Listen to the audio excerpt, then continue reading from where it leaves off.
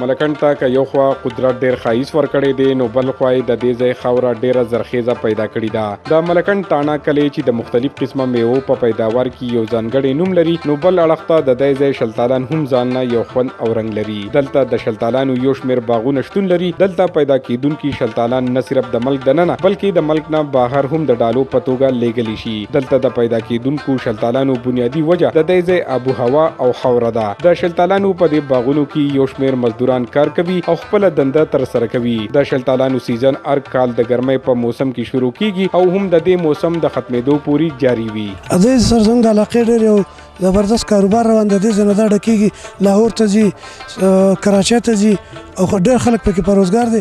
ډېر خلک په شوق خوري. په پاکستان کې نه بلکې بهر ملکونو کې هم دا ډېر خوښیږي او د دې ځای نه دا سپلای کیږي او د صحت دپاره هم ښه ده او دا د یو بېروزګار دپاره یو روزګار ذریعه ده. شلتالو خو ډېر ښکلې میوه ده. اول خو زموږ په کلي کې املوک الوچۍ خوبانه وې هغې په وجه د هغې اوس کمی وشو هغې میوو کې او شلتالو چې دی ډېر په تیزۍ روان دی. خلکو هغه خوبانۍ الوچۍ املوک ووهل او د هغې په ځای هر سړی دبادب کې لګیا دی او شلتالو لګی. دې ته مونږ چا نه پانچ وایو او زمیندار دې ته بسرې وایي. دا بسرې مخکې خلکو نه خوښوه.